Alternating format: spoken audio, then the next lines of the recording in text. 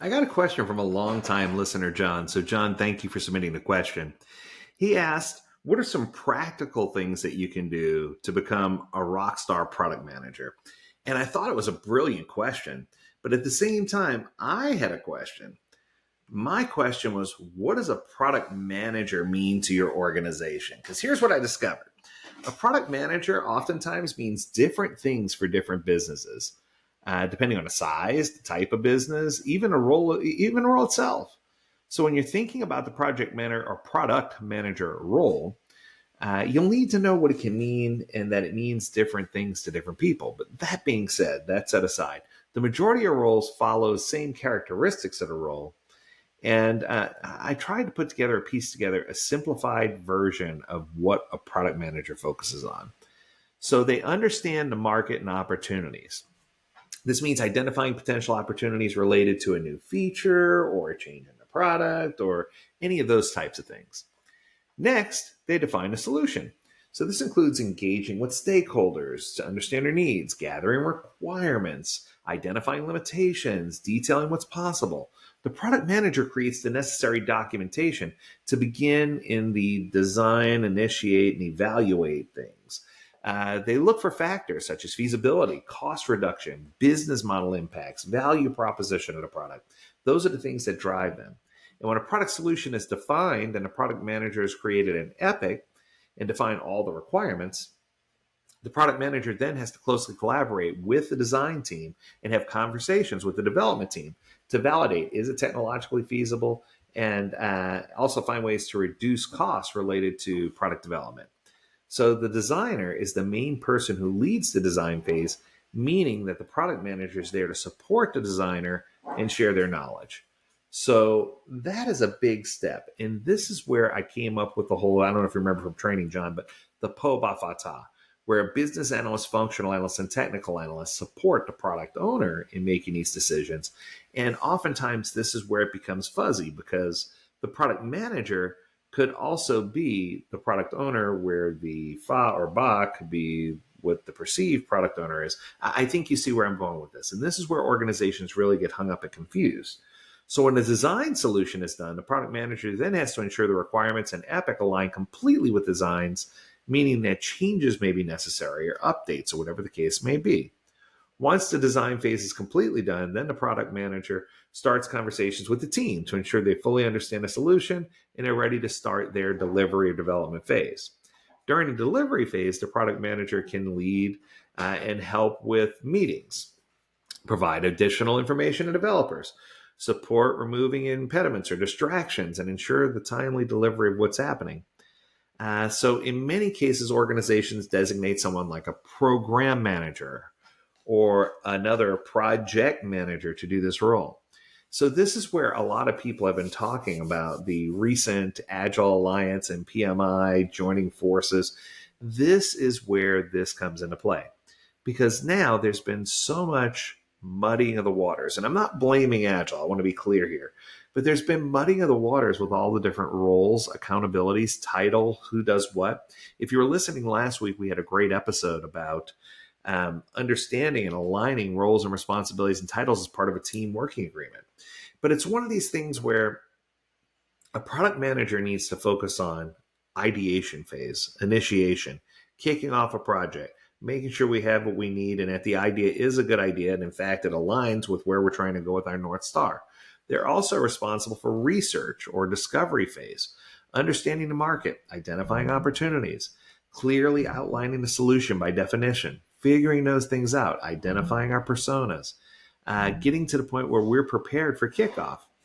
Then the product manager can push it into product launch, which is where you'll often see product owners and actual Scrum roles take over so that they can focus on getting this product or service to market and defining how everything's going to work and how people are going to collaborate with each other and coordinate the work in such a way that teams can easily swarm to get the work done.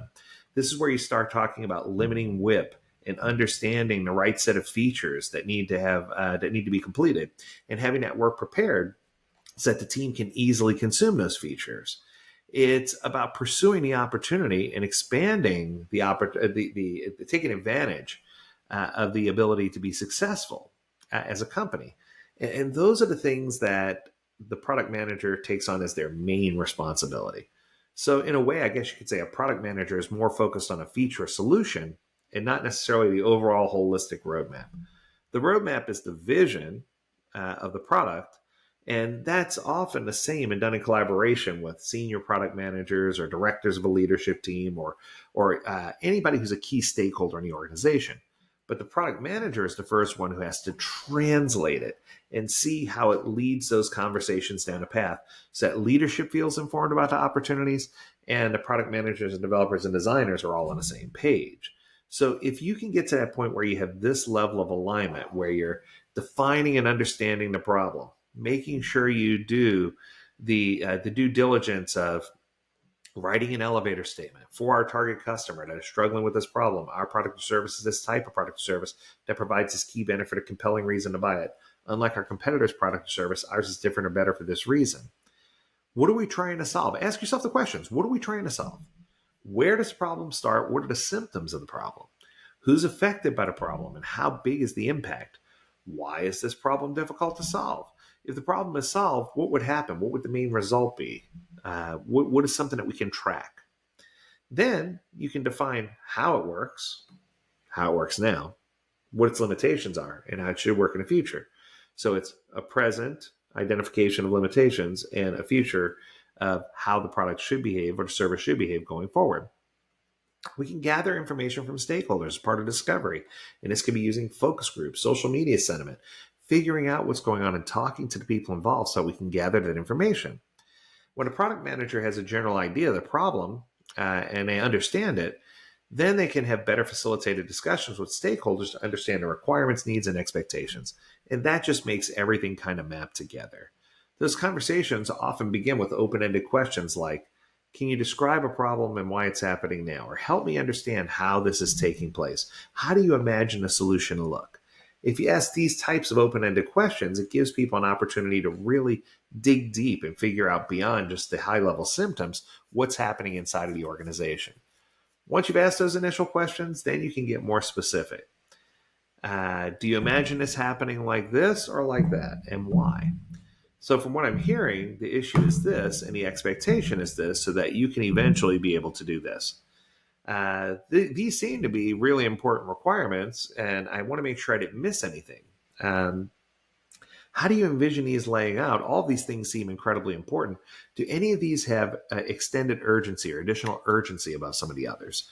These are the questions you can ask to help get alignment and help identify what things need to be done when in a practical way. You can also then evaluate solutions. So this is your initial evaluation of the solutions. And you can ask yourself, right? When you're gathered with the team and you're looking at potential approaches, you can start asking critical questions such as, is this feasible now? Do we have any dependencies? Will the solution adapt to all the use cases we discovered? Will it accommodate future iterations and changes to the platform? Is it cost efficient? What can be removed if we hit time constraints? What is the core of the solution that solves the problem? What requirements haven't been written yet but seem necessary in order for the customer to have success? During this period, that's where all the questions arise. It's normal. And a product manager may need to contact stakeholders to confirm and evaluate assumptions. This is all completely normal. It's essential for the product manager to take notes on what the stakeholder says so that they can prioritize and weigh the urgency of everything that's coming in.